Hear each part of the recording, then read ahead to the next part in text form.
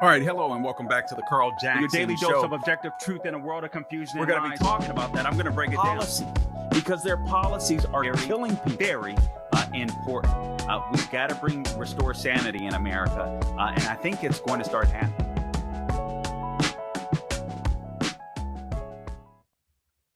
All right, woke one is going to be worse than, or woke two, I should say, is going to be worse than woke one. Woke one was just a trial run. You have these DSA candidates, and that includes AOC out there campaigning and talking about how the policies in 2020 and that 2020 era were woke one, as they're calling them. And guys, I'm just telling you that that was the trial run. Things are going to get a lot worse. I hate to be the doom and gloom guy. Like, I really do not want to be a doom and gloom guy, but I do want to keep it real with you guys. Listen, I know that the Republican Party isn't perfect. I know things aren't where we all want them to be, but I would say that we're so much better off than we were on the economic front, national security front. We're fighting culture wars that I believe need to be fought in order for the sanity, I'll say, of this country. And we'll get into that. So many things that I want to speak to. We'll also keep you abreast, obviously, of the races that are happening. Darlene Graham is now in a runoff to maybe replace her late brother, Senator Lindsey Graham. That still seems so weird to say. It is still so fresh. But she's advanced to a runoff. You have the American hostage that was freed by Russia.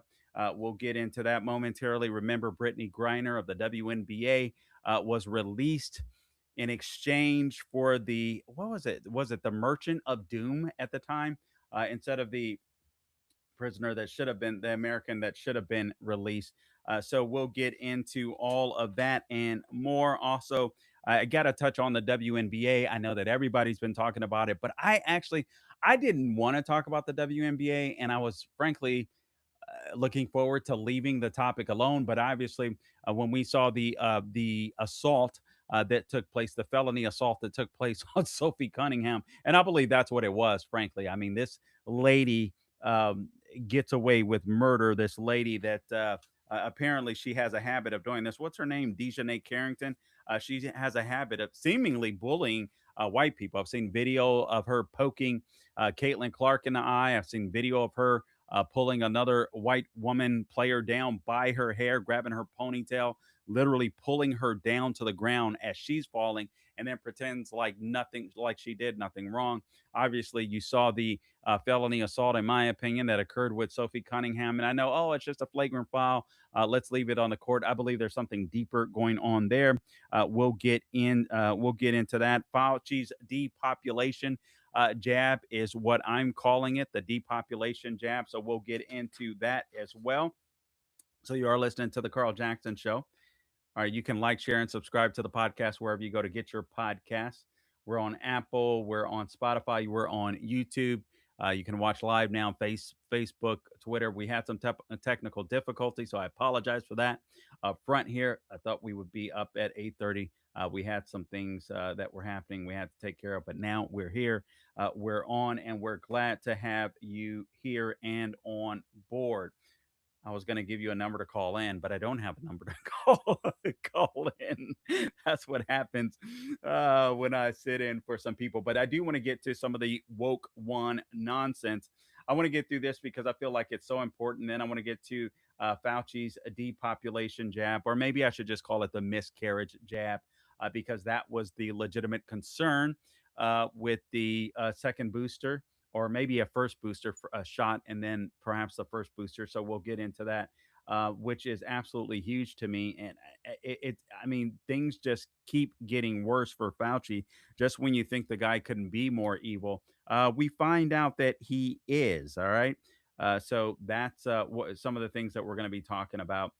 But let's start with this. Where do I want to start here? I want to start with some video, because I am very concerned about where we're headed with the DSA and these candidates that are winning in these primaries. We're watching the Wisconsin race. As a matter of fact, I'm going to be going to that. I want to make sure that I keep that up to speed with you guys. So let's get to some of the let's get to this. Let's go to cut number 14. Let's go to cut number 14. Let's start with cut number 14.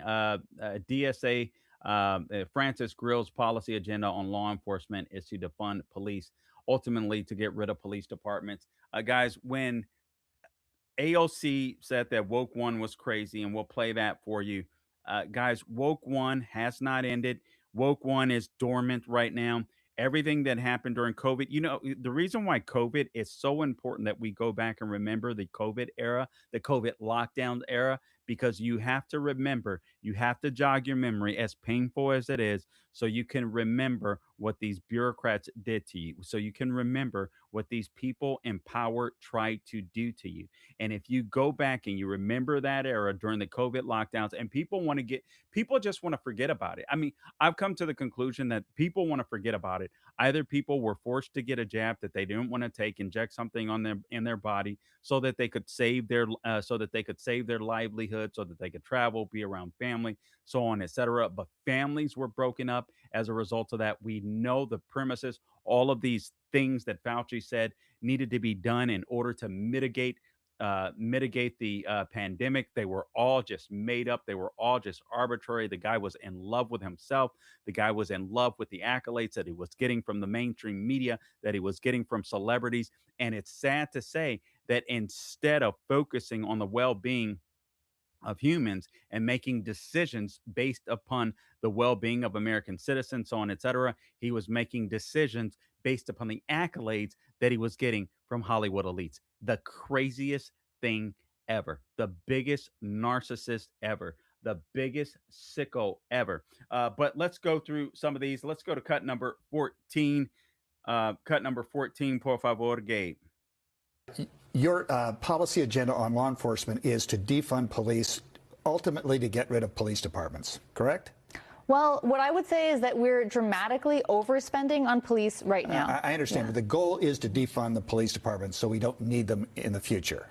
I think it's what we really want to see is a horizon where folks are not reliant on armed enforcement to meet our public safety needs. Right, but it says defund police on the website. That's your goal. And also to get rid of prisons and jails, correct? Yes. Okay, so Democrats are going to have a hard time running away from this. The problem is, who's sticking this stuff to them? Where's the Republican Party sticking this stuff to them?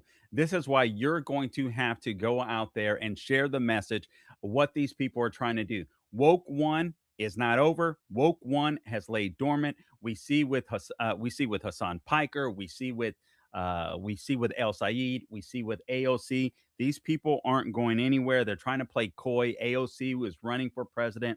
That's what she's doing right now. We all know it. She's not fooling. She's not fooling anybody, and so we have to keep that in. We have to keep that in mind. I want to play some more clips for you. This is AOC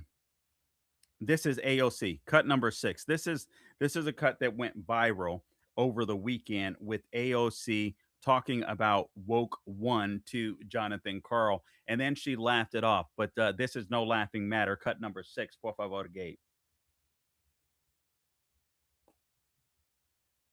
Okay, so basically, AOC said the Democrat policies in the 2020 era, woke one, as she calls it, were all crazy.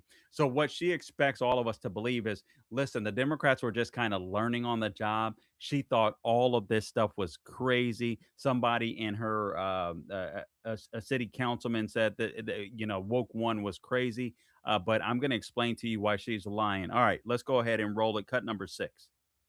The abolished prisons, abolished police, which is also positions that have been taken by a lot of the progressive candidates who have won. How do you get around that? Yeah. I mean, those are not positions that are supported by Right. most of I mean, I think that a lot of these races, even right now, they'll have a tendency to be nationalized. Yeah. But these races ultimately are local, and all politics are local. My understanding is that that Francesca Hong has made clear her present stances to her electorate. Yeah, she's moved away from a lot Right, of that. she's moved away from it. And I have a local city councilman that has this saying woke one was crazy. Woke one was crazy. Okay, that's and, actually. and I think Woke one was crazy. Remember what woke one was? Woke one was defund the police. This is the problem again the Democrats are having with the DSA because all the DSA is doing is actually validating what Democrats wanted to do all along. The problem with the Democrat Party, it was a slow boil. We were getting there, but we were getting there slowly. Now these useful idiots and the DSA are just out and loud and proud and saying, "Yeah, this is exactly what we're wanting to do," and they're starting to scare some independents and starting to scare some more moderate Democrats. There are no moderate Democrats when it comes to the political class in Washington D.C., and I believe in many of these state legislators, and governors' mansions. But when it comes to average everyday voters, people that are perhaps starting to pay a little more attention, this stuff is scary. Momentarily, I'm going to be showing you a video with the help of Gabe here of how Ma'am Danny intended to dupe white liberals and blacks as well.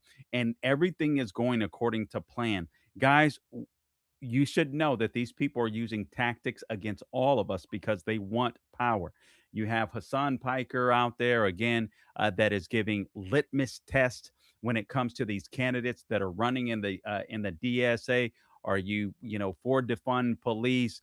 I mean, all of these things that they've outlined with the DSA, he's literally going to these people that he's backing and saying, "Are you for this?" "Yes, I am. Yes, I am. Yes, I am." So these people can no longer hide from it. So don't let them fool you when they say woke one was crazy. Woke one was just the trial run. Woke one was just the beginning. If these people elevate to office, we're not going to have fun. That's for sure. Guys, just a reminder that you are listening to the Carl Jackson Show. Please be sure to like, share, and subscribe to the podcast, The Carl Jackson Show. That is The Carl Jackson Show, wherever you go to get your podcast. All things social media at Carl Jackson Show. At The Carl Jackson Show is where you can go to find me. Certainly appreciate that. Okay, let's let's get right back to it here. I want to come in, Gabe, if I could, with cut number 11. This is a really, really important clip. I want you guys to pay attention to this. This is what Ma'am Danny, these people are, this is what they intended to do all along, and unfortunately, it's working.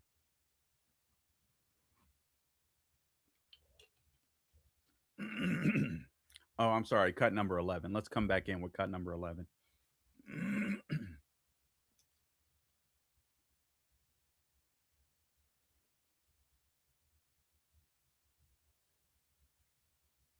Um, I think that with the interesting thing about our communities here is I think that minority communities, because we have never had representation, we are tied much more to identity.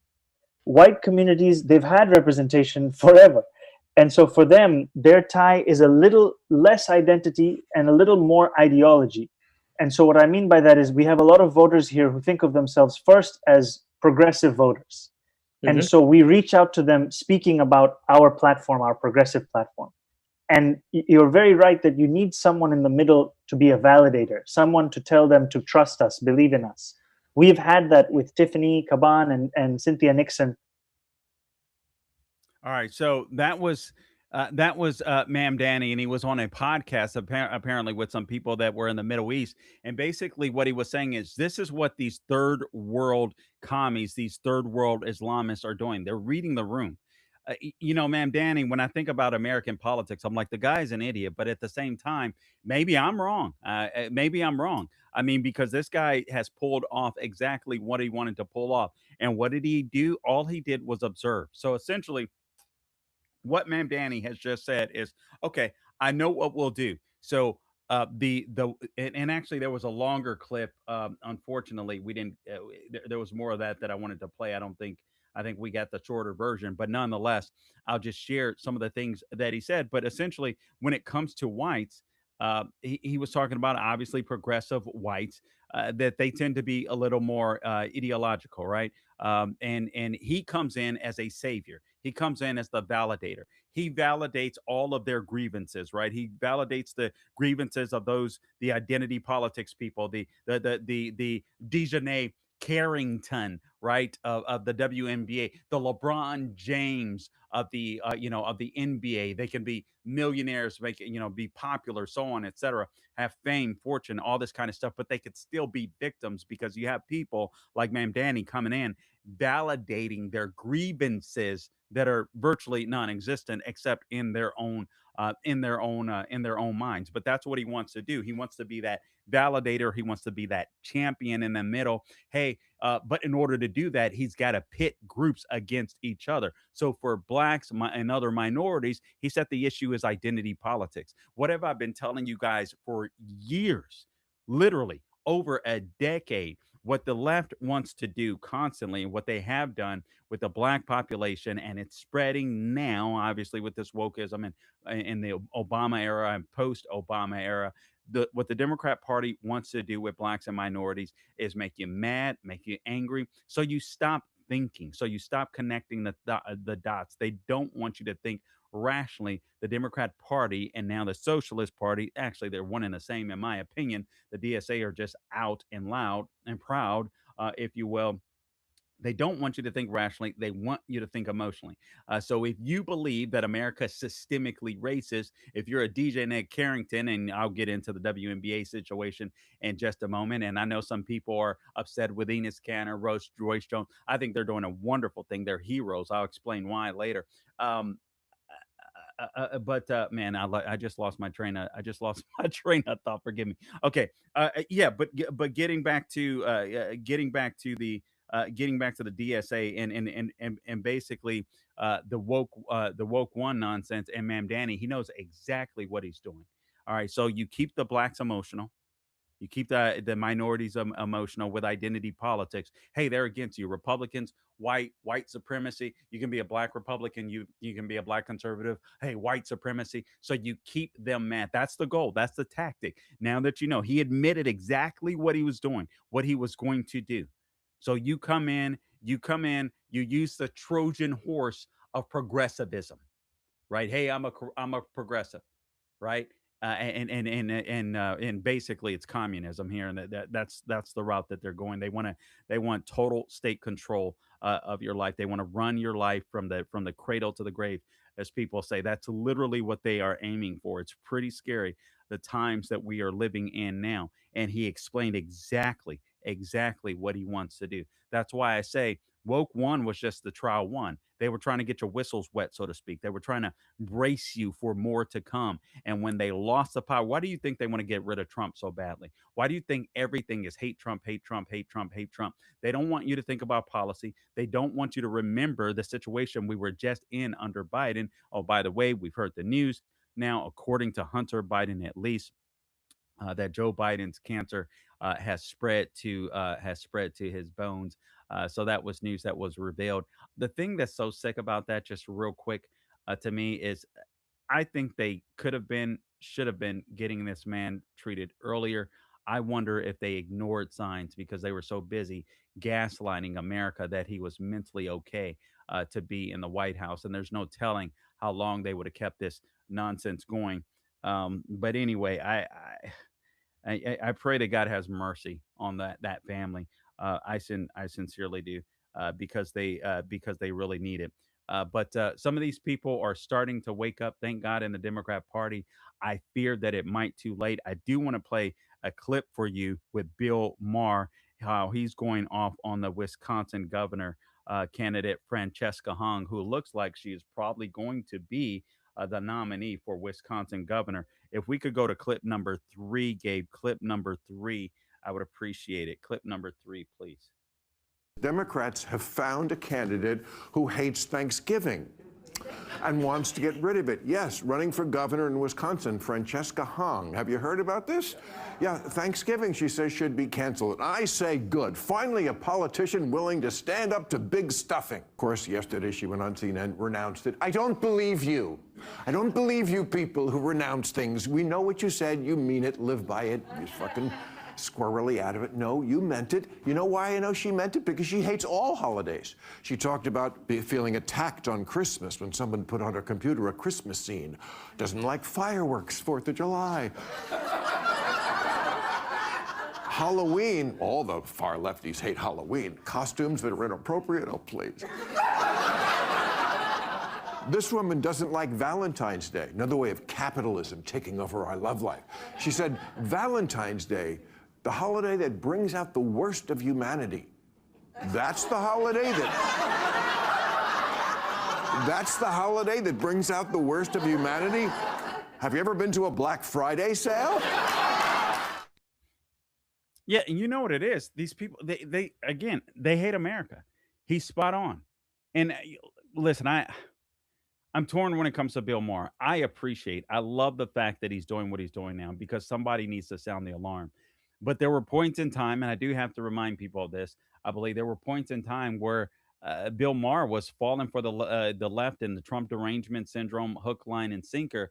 And I think what finally opened his eyes was the blatant anti-Semitism coming from his party. And he's like, okay, I got to wake up. I see what's going on now.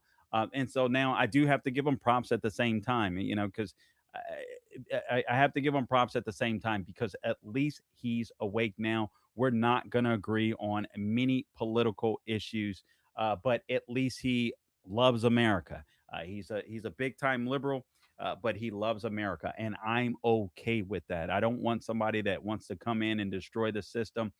Frankly, I thought the Democrat Party were working on that already with the election of Barack Obama, but I mean, it went lightning fast after him, especially during the Biden administration, and now with these DSA people that are just completely out of control. Now, just so that you understand that the DSA, if we have enough time, I want to play cut number 16. Now, there's going to be some bad language in this. We're going to clean it up, but I'm just trying to brace you guys how woke one was just the trial run. Again, all the left wanted to do is it was, as Dennis Prager wrote about, it was a trial run for the police state. So when you get Abdul El-Sayed talking about Medicare for all, so on, etc., guys, that sounds great. He's admitting that he's going to have to tax people more. But before we get to him, I want to get to, I'm going to say his mentor. These guys are trying to pretend like, or El-Sayed is trying to pretend like he's not a friend. He is a friend. This is Hassan Piker. This is the big leftist. And actually, he's not a leftist. This is the anti-Semite. This is the communist that is bulldozing over the DNC and making room for the the DSA. Cut number 16. Cut number 16. Hassan Piker. This is how he really feels about you. I don't give a fuck what black people care about. Oh, black people care about this. Black people care about that. Like, shut the fuck up. That's not how politics works. Oh, well, Hassan, how dare you? Like it or not, black people care about this issue. It's like, it's such a fucking stupid stance. Any other black folk want to engage in radical activist language in this fucking chat? Suck my fucking cock. Wow. Yes, dude. It's because I'm racist. That's why. It's because I'm racist, dude. Go back to a better time. Okay. When I can't take this guy. Guys, I apologize for that. That will be edited out later. He's just a disgusting human being. I can't believe that people actually compare this guy to Charlie Kirk. Charlie Kirk wasn't godless. This guy is completely morally bankrupt. He's godless. He's in love with power. This guy was not only is he a Nepo baby, but he's what do you call it? He's good Lord. What do you call it? What we don't want. Women coming out here giving birth. This guy becomes an American citizen. He grew up in Turkey. He grew up as a Muslim, hating America. And now he's here getting wealthy, making a living, trying to destroy the United States of America. He doesn't care if it falls. He's lived in Turkey before. Perhaps he'll go back. I wish he'd go back, quite frankly. But this is who the DSA is. You have to know who these people really are.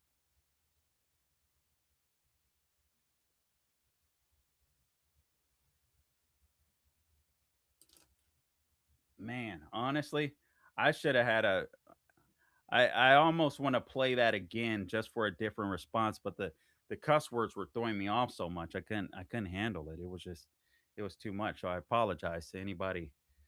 It's just overwhelming. Man, sorry.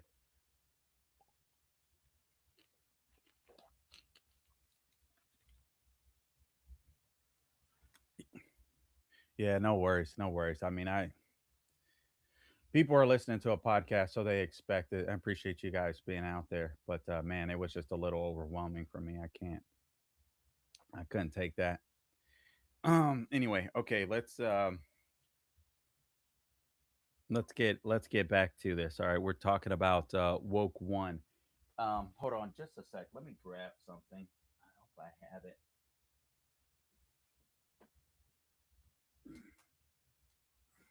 Sitting here in my studio, and is this it?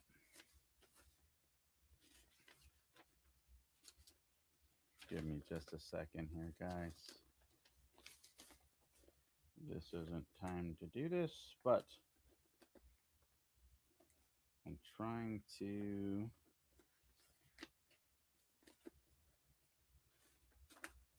Okay, never mind. I won't be able to find it right now. I've got a stack of brilliance all over the place, and it's a mess in the studio. I'm not gonna lie to you. I got so much junk just piled up everywhere. So much research. Mostly, it's insane. I got to throw stuff away. I don't know why I haven't. Anyway, okay. Let's get back to it. Yep, sorry. Okay. So welcome back to the show. I just want to go through some. I just want to go through some more clips. Some more clips with you here when it comes to these people, the DSA. I mean, again, these people want to defund the police. They want to tax basically billionaires to death. When they say billionaires, they don't mean billionaires alone. They mean every single one of us. Because obviously, eventually, you're going to run out of the wealthy people's money, the rich people's money, and they're going to come for you. I mean, this idea that socialism is going to save the day is nonsense. These people either don't understand or they do understand, which would make them even more evil. Where government money comes from, it comes from you and I, it comes from the taxpayer. And if you believe that they can tax Elon Musk and billionaires and then billionaires are just going to sit by and take it. And even if they took all of their wealth, all of their liquid wealth, if they took everything they had, if they took all of their assets, I think I heard that it would be enough to run the government at this point in time with all the billionaires. I think it's upwards of a fiscal year.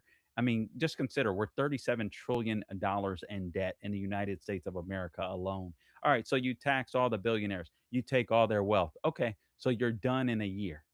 You're done in a fiscal year. So if they want to keep the programs going, and that's what politicians would do, who are they coming for next? You, you. I mean, this is scary. This is scary stuff. This is Francesca Hung, cut number 20. This chick could be um, this chick could be the she could win the primary. I mean, it's only 2% reporting right now for the Wisconsin governor's race, according to Vote Hub on X. But this chick could be the next governor of Wisconsin, and I don't think we can take them lightly. All right, cut number 20. Cut number 20. What for you when it came to defunding the police? What was your actual when you supported it? What did you mean by that? In your own words, why did you support that?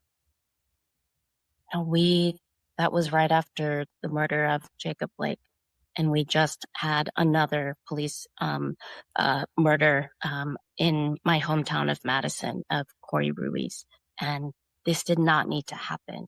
And we continue to incarcerate more Black men at a rate that's higher than any other state in the country. And this is about being tough on the causes if we're going to be tough on crime. This is about funding our schools and giving, places where our young people can thrive. And, there's one of the highest suicide rates is among folks who work in prisons. This system is not working.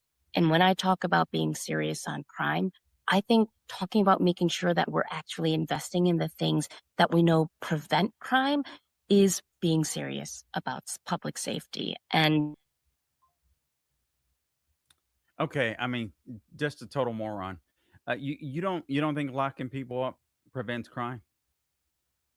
If a criminal, if a violent criminal is in jail or in prison, that violent criminal can't hurt the people that are out of that are free, the people that are out walking about in society.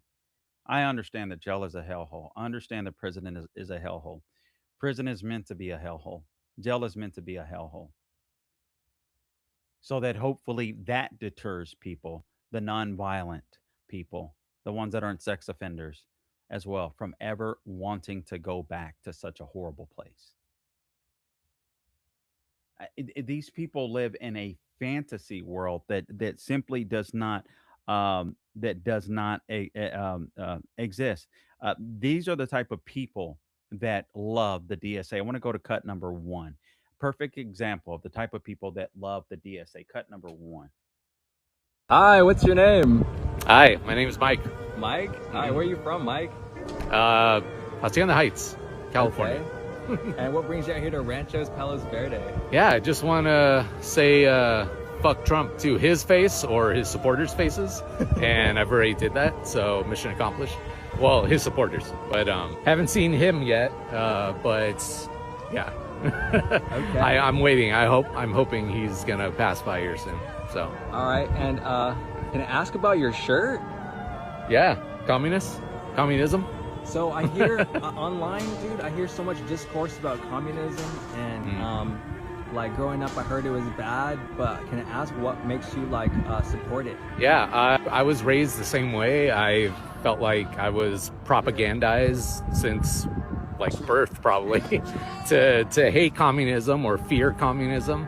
But yeah, I started following some communist content creators on Instagram, and they showed me the light. And communism, really at the heart of it all, is a system of government that puts the power back into the hands of the people. The working class people of the whole country will control everything. Not elected officials, not a government, just the people. But why does it get a bad rap though? I don't know, because this country, I guess, they spew all this propaganda about communism, and it's because they fear communism, because this is a capitalist country, right? Communism is about destroying capitalism. And so, of course, all our people in power are gonna try to defend capitalism at all costs, because that's what they operate under.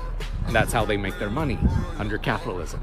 So yeah, it makes sense that this government has tried to paint communism in a bad light, like forever. I think people have just bought into the propaganda and should do their own education and educate themselves on what the truth really is. And in a nutshell, give the people like an argument on why they should think about communism. Yeah, I mean, just look at the state of the country right now. We are under capitalism right now. Do you think that we're doing good as a country under capitalism? Most people will say, hell no, we're not. This country is a mess right now. And so, yeah, I would say explore other systems of government and systems of economy. That's what communism offers. It offers a way out of this hellhole that we're in right now. It will change everything for the better, I think. So, okay. Yeah. Okay. So this is why I don't take any of these people lightly in the DSA. And I don't think that any of you should. Guys, we've got to get out and vote, because the truth of the matter, the reason why I don't take them lightly is because there's dummies out there like this. So he learned about he was convinced that he's in love with communism through content creators on Instagram. He's not lived in the communist country. He hasn't listened to some of the people online that are saying, listen, America, don't be stupid. I abandoned, I left, I fled a communist country. I mean, basically the slavery, the murder, you're just a number. We can do away with you. It's a surveillance state. All of the things that people flee, people literally leave communist and socialist countries, risking their lives to come to the United States of America. And this cat is on Instagram, probably listening to people like Hassan Piker convince him that communism is a good thing, when communism has killed millions and millions and millions of people. And communism and Islamism continues to do that to this day. Fascinating. This is why we cannot take any of these DSA people lightly, because there's plenty of lemmings out there, just like this guy, that will buy into the lie. He's not happy with his life. Things may not be looking good for him. He's probably lazy. He's not a go getter. Um, not achieving much in life. And so he wants a government system to come in and just take everybody's stuff, not realizing that his stuff will be taken, and not realizing what these people do, like just like what happened under the Ayatollah in Iran. All these commies, this Red and Green Alliance, all these commies that were aligning with the Islamists out there, they killed them first. They killed them first. All of their friends. I mean, it's just amazing. So if you think woke won, you had AOC chuckling up there, guys. Woke one was just the trial run. Everything that we experienced in the COVID lockdowns, they want to be able to do to us again. You have to keep that in mind. Except this time, we won't be able to get out of it. This time, we won't be able to get out of it. They want to tell us where we can go. They want to censor. Uh, they want to censor what we watch, censor what we read, tell us what doctors we can go to, if any. I mean, it just a total, complete and government state. Tell us who's essential and who's not. I mean, just think of everything that transpired during COVID. And I guarantee you, during that period of time, you guys remember how crazy it was, how much the left, you could look at left wingers online and they were just crazy. They felt so powerful. They felt so moral. They were using COVID as a cudgel against you. They were using the jab, the mask as a cudgel against you. They were using BLM riots, going out there causing billions of dollars worth of structural real estate damage, and those people could go out there. Those people could go out there and riot, and you didn't hear anything about it. It was okay to do that because they needed those BLM riots. A lot of those people were voting for Democrats. They wanted to scare Republicans to make sure that Republicans didn't show up to vote. Absolutely insane. That's what we're going to get, except it's going to be permanent. I hate to scare you, but I think it's true. All righty. Let me get to the WNBA. I want to get to Fauci, but I may do that in the morning. Anybody checking in?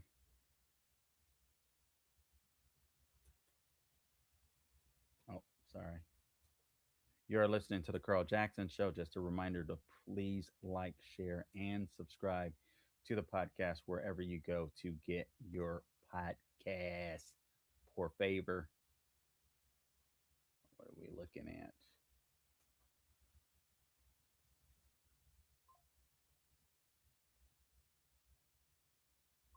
All right, Graham and Norman. Wow, Graham gets 33% of the vote. Minnesota GOP, come on. Tafoya is looking good. Okay.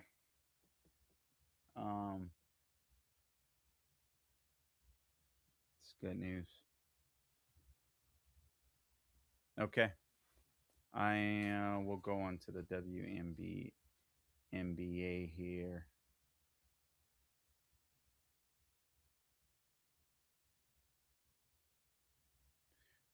Please make sure you like, share, and subscribe to the podcast. Also, all things social media at Carl Jackson Show, at the Carl Jackson Show.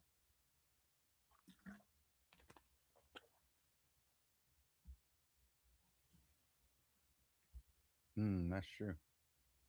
That would be cool. I do need to call around. Is there a conservative? 7% in. 9% in. Okay. All right, let's do this thing. We'll go to the WNBA. Oh, hold on just a sec. Let me.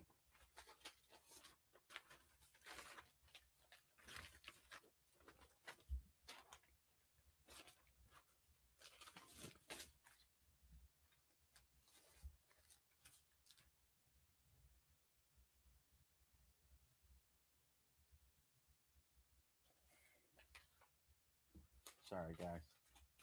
am looking for something really specific that I needed, and I should have searched for it earlier.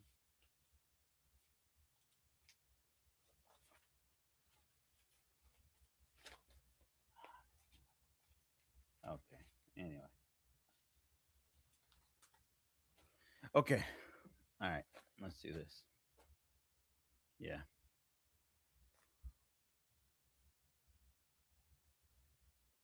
All right. Welcome back to the Carl Jackson Show here. I want to talk about the WNBA. Let me give you some quick updates here. It looks like Darlene Graham has right now she's in the lead 33-23. No one gets 50%. So that looks like that race will be headed to a runoff. But she's got a good man. She's got a with 90% in. President Trump has endorsed her. Darlene Graham. She's sitting at 33%. Obviously, Lindsey Graham passed away suddenly just a couple weeks back, and she was determined to keep his seat. And right now, she's doing very well. However, she hasn't gotten past 50%. So it looks like she's going to be in a runoff with Norman. So she'll have to prove herself. Right now it's only 14% in, but you've got Crowley leading Hong currently. You also have Michelle Tafoya. All right, Michelle Tafoya. How are they saying that? Michelle Tafoya. I love Michelle Tafoya. This is pretty cool. So it looks like Michelle Tafoya is going to advance as the Minnesota GOP Senate candidate in Minnesota. I think she will be excellent at that. She's come on our show before. She's been on Greg Gutfeld plenty and is a frequent guest of there. She's an excellent communicator, obviously. She was a journalist, a sports journalist for decades, and did a wonderful job covering sports.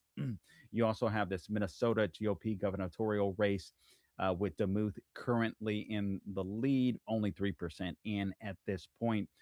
Lindell behind, only 3% in. So anyway, we'll see what happens there. Mike Lindell is looking to become the nominee on the GOP side. However, it looks like DeMuth, I forget her name, her first name, forgive me.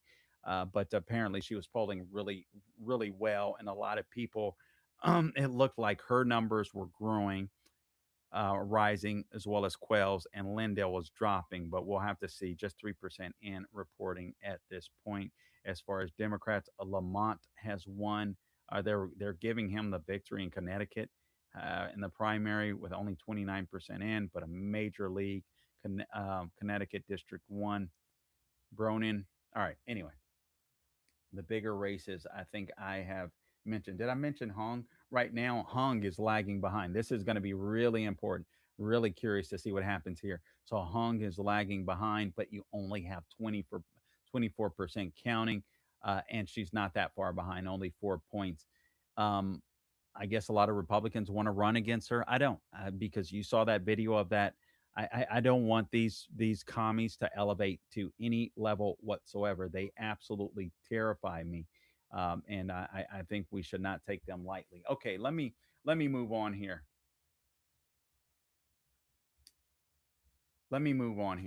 All right, let's talk about the WNBA. Let's go to cut number two. Cut number two. Por favor, Gabe. Cut number two.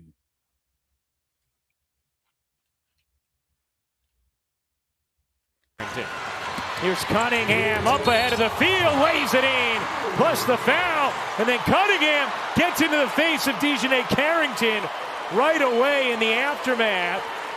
And Cunningham has to be separated as both teams will head to their benches. You'll see a DeJounte Carrington as Sophie Cunningham comes down, gets her right across the face, coming down trying to prevent the layup, but that is just a hard hit. That's definitely going to be upgraded, I think, to a flagrant 2, Ryan. I think that is going to be a flagrant 2. There is wind up. And just getting her out of the way. Criteria for flagrant foul. I'll be stunned if this not upgraded to a flagrant 2. The defensive foul on DeJounte Carrington has been upgraded to a flagrant foul, penalty 2. Since there's wind up, impact, and follow through, high potential for injury, players in a vulnerable position. Since the basket was successful, Sophie Cunningham will receive 2 free throws to make 1. There's wind-up, there's follow-through, there's potential for injury. The player's in a vulnerable position.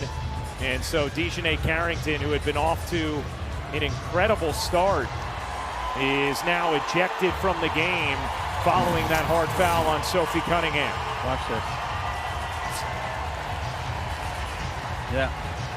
Just all right, guys. I think that's assault. I really do. I'm not trying to say this to be hyperbolic. I'm not trying to say this to. I think that's assault. That lady intentionally. That's not a foul. That's assault. If that chick wasn't on a basketball court, a professional basketball court, she would be cuffed. As a matter of fact, our attorney general here in Florida said if she had played in Florida, she probably would have been arrested. That wasn't a flagrant foul. Listen, I've played basketball before. No, I wasn't some pro basketball player, but I played enough street ball. I played enough organized ball. Sophie Cunningham had a clear layup. The lady wasn't even going to really stop her if she had fouled her. She was just too far ahead of her. So this lady just cuts her off, jumps up, obviously puts her hand up, and then literally she does like a tomahawk. It was like, what do you call that? A tomahawk chop. I am not a fan of the WNBA, and the more clips that I see, the more that I believe the league needs to be disbanded. I think it's a grievance league. It's a social justice league. I don't think they were ready for prime time whatsoever because they had their club. It was a clique. And they were happy with that. They've been bankrolled by the NBA. I got some numbers for you somewhere here. I got some notes. They've been bankrolled by the NBA forever. And so they can't make it on their own. The NBA still owns 60% of the WNBA, and the NBA needs to do something about it, because not only is it a grievance league, I believe it's a racist league. I believe it's a league that is racist towards whites, and it's provable. I mean, it's racist towards whites. It's also, it has people held prisoner if they don't believe in trans rights, whatever those are. Is if there's trans people, there's no such thing as a trans person. You can't transform into another sex. You're either XX or XY. It's as simple as that. That's the way that God created you. If you think something different, I'm not mad at you, but it is a mental disorder. And everyone knew that it was a mental disorder, but it seems like during COVID and post-COVID, all of a sudden it became a moral issue for somebody. Oh, I'm accepting this, and you're not. And now we know post-COVID that much of it was social contagion. Overwhelmingly, people that claimed that they were that they had gender dysphoria, that they were trans, are no longer trans all of a sudden, because it was no longer popular. They were no longer stuck in their house watching TikTok and being hypnotized by this social contagion. Now, we saw that foul. Forgive me. We saw that felony assault by this chick. What's her name? DiJonai Carrington on Sophie Cunningham. Now I want to play you her coach. I want to play you her coach, because her coach threw her under the bus. What cut is her coach? Oh my goodness, I'm sorry. Is it 10? Yeah. Okay, let's play cut 10. I'm sorry. Cut 10. One of the things about Nay is that she's going to play her butt off, man. She's going to compete. Nobody's going to go walking in for a layup. And so I don't oppose the hard foul. But I also don't think that she intentionally went for the net. That coach is a dork, and she's a liar, and she's a coward. One thing about Nay, didn't call her DiJonai. One thing about Nay. I also noticed something. When that assault occurred, it seemed like that coach walked past Sophie Cunningham towards Nay, as she called her. I hope they don't have something going. But that coach just threw her player under the bus. One thing about Nay, she's going to play hard. She didn't think it was intentional. Nobody's going to go for an easy layup. That's the way she plays. That coach is a straight up coward. She is afraid of her own shadow, and she needs to be fired. She needs to be fired. There is no way I could have somebody like that leading me. I was just assaulted on the court. My mouth is bloody. and my coach is going to side with the person on the other team that just assaulted me. On the other team, period. That lady is totally whacked. She's got some serious problems. I don't know what to do. And you know what's crazy? Here's why Sophie Cunningham is absolutely despised. It's the same reasons, right? That Caitlin Clark is despised. I know a lot. I say that again, Gabe. I know a lot of people were upset with Caitlin Clark because she didn't come out and I feel like she should have, because she's getting bullied anyway. So she may as well come out and say, "Listen, I don't want men and women's sports." But I think I understand what she's trying to do. I think she's trying to play the Jordan role, and I think she's looking at this long term. Hey, trans people buy sneakers too. But Democrats, liberals, I think she's trying to look at the bigger picture. You know, I personally, I wish she would stand up, though, because I just think you have gotten to a point where this is out of control. It's insane. This is a racist league. The reason why these people hate Sophie Cunningham: she's white, she's pretty, she's straight. She wants women playing in the WNBA. She doesn't want men playing in the WNBA. She wants it to remain a popular, a sports league, and she's popular. And these black lesbians can't stand that. All right. more on the WNBA. I just think this is a fascinating subject. I would never watch a game, sadly. Maybe I would watch a Fevers game. Actually, I wouldn't. But this is a fascinating story because it's a cultural story where I think we need to win. All right. So I want to make sure that I cover all of the 13. Okay.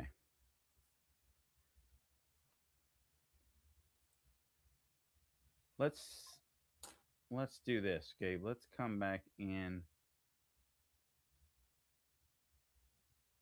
Let's come back in with number 9, please.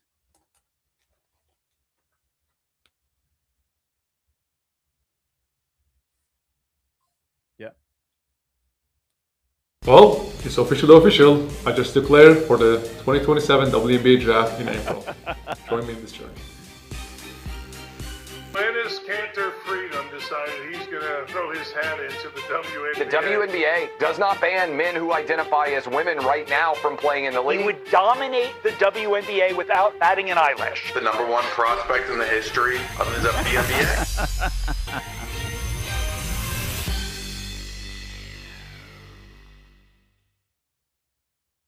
I would watch that game. I'm not even messing around.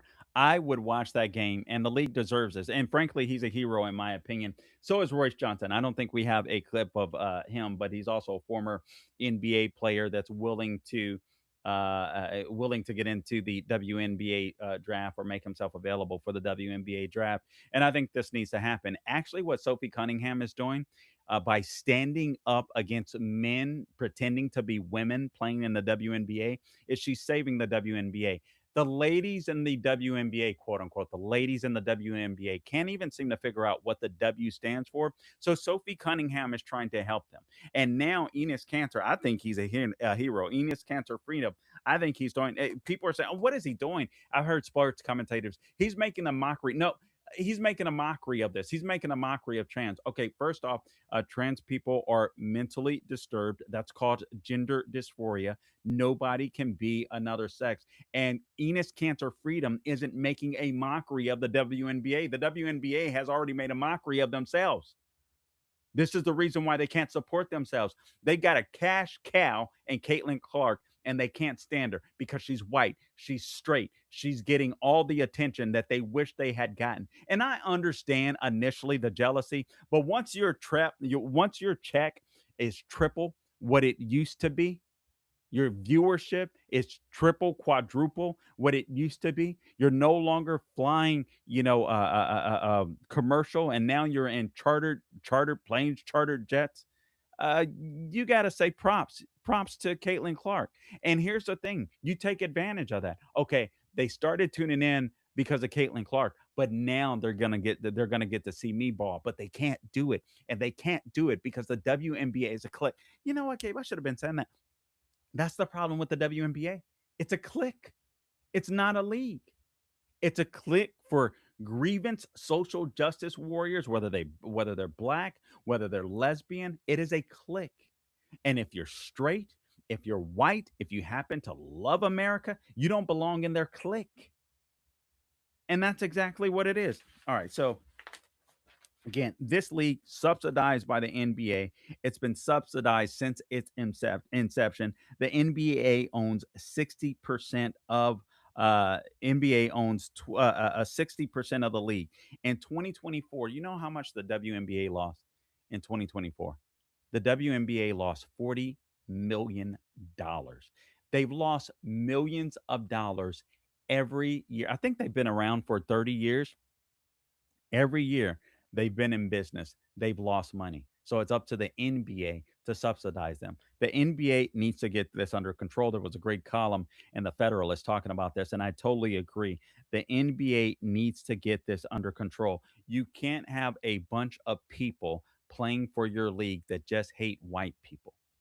And that's what it's become. If you're white, you're straight. If there's a hint of republicanism or conservatism, God forbid, you belong in you belong in hell. It seems. I want to play. This was the older one, but this is the first one that broke. This is number 5. I want to make sure that we go to it because I think it's such an important message by Enes Kanter. I played them out of order, but it still works. Cut number 5, please, Gabe. You know, right now I'm just having a blast in my feminine era. I never thought that I was a woman. You know, I've always trusted the science, and I thought I was a man my entire life. But you know, after further review, strong look at my personal preferences, it would appear that I am indeed sometimes identifying as a transgender woman, and I think it's only fair I get a chance to play with some of my queens here in the twilight of my career, my athletic prime. Well, and so exactly what you're saying, Royce, is just sort of pulls the curtain back on the lack of clarity in the WNBA's policies under Article 8 of their 2026 collective bargaining agreement. It's simply... Hey, praise God. Honestly, listen, I don't want men to be in the WNBA, but these men are calling their bluff. These men are calling their bluff. And again, they're saving the WNBA. They should be thankful for Caitlin Clark. They should be thankful for Sophie Cunningham. And again, they can't stand Sophie Cunningham. They can't stand Caitlin Clark because you got a bunch of black lesbians balling. And they didn't get the attention that they felt like they deserved. Now these 2 white chicks come in the league, and all of a sudden, especially Caitlin Clark, the league blows up, viewership blows up, and they're like, hey, I'm better than her, so on, etc. They're just catty. They're just jealous. It's insane. But Royce Johnson and Enes Kanter equally, in my opinion, are doing a great service to the WNBA by calling their bluff, because now there's been a meeting set where they're going to try to figure out what the W means. All they have to do is follow the lead of the Women's Tennis Association. This is cut number 13. You guys may have heard Coco Gauff. Everybody was praising Coco Gauff. I didn't even think this answer was that solid, but I'll take it. Coco Gauff, number 13, please, Gabe.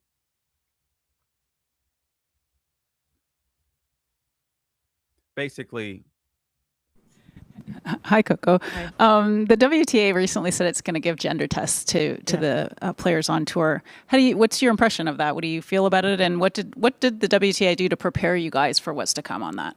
Yeah, I mean, as far as, I guess with that, I mean, I know it's been something that's been talked about a while, but I've talked to a couple other players, and a lot of them didn't find out until the press release. So I do think that's something that could have been more transparent amongst like players across the tour. As far as that, I mean, I understand the reasoning behind it. I do think that this kind of conversation has created a lot of animosity towards the trans community, which I'm not really a big fan of, but I also understand the need to, I guess, the biological difference and the need to protect that and preserve that. So I think it's a conversation that is very nuanced. And it creates clauses, or I need to have a nuanced answer. So yes, I guess kind of agree with trying to protect the fairness in women's sports, but I also do not like the attack that it is creating people who don't really care but just want to use this as a reason to attack the trans community. So I'm not really a big fan of that either. So I don't really know how to answer really this question in a way that people aren't going to spin it. But as far as where I stand, I definitely support the trans community, but I also support the need of creating fairness in sport too. That's all the WNBA has to say. And nobody, and by the way, let me say, nobody's attacking the trans community. There isn't. I can't believe those words just come out of my mouth. But nobody are attacking people that are genuinely trans. All right, that suffer with gender dysphoria. That isn't happening. What they're doing is shining a spotlight on the WNBA. The WNBA could save their brand. They could save their league by saying exactly what Coco Gauff just said at the very end of that clip. All the WNBA has to say to save themselves is, we respect the trans community. We're not attacking the trans community, whatever. We love them, but we see the need to have a sport or to have a league that specifically deals with biological women. Done. Absolutely done. I mean, this is just insane to me how long this has been allowed to fester. And that's why I say Enes Kanter, he's a hero. Royce Johnson, he's a hero. These men are forcing the WNBA to make a decision because, guys, I mean, we've seen I haven't even watched a video. I've seen a clip, I think, of the guy suffering from gender dysphoria playing in France that is just dominating out there the games, where he's constantly scoring 20 plus points, getting 20 plus rebounds like it's easy, it's nothing, unstoppable. The guy is cut like nobody's business. These women would get hurt. These women would look silly if men got in the league. You have Clay Travis out there offering $10 million for a high school team of his choosing to play against the champions of the WNBA. The WNBA ladies will get slaughtered. And guys, it's not a slight to them. It's one of the reasons why I could never get into the WNBA, because I used to play a lot of basketball, and I was decent. I was just playing street, but I was decent and a little organized. But every time I didn't see the WNBA, but even college girls, I appreciated the skills, the handles, and all that kind of stuff. But as a man, you look at that and I'm like, with a little practice, I think I could beat their best. Not with the NBA, right? I'd get dominated, just like women would get dominated with NBA players. It's just a different thing because men and women are different. It's that simple. But instead of trying to attack and take the head off of a Sophie Cunningham, that DiJonai chick should be thanking her, because she's saving her league. She's saving her paycheck, for God's sakes. All right, guys, I wanted to get into Fauci. I'm going to get back into that tomorrow. I want to, there's some things I wanted to cover that I'm just not going to be able to this evening. So I appreciate you tuning in to the Carl Jackson show, but I will be talking about Fauci. I really want to dive into that. The whole Fauci thing, the whole jab thing and the miscarriage. I think it's an extremely important story. And I also think it's more evidence how the left is willing to depopulate the United States of America. And that is really scary to me. That was really, really evil to know that information. I mean, I'm just speechless. I really am speechless. Anyway, until next time, guys, don't grow weary doing good. God bless you.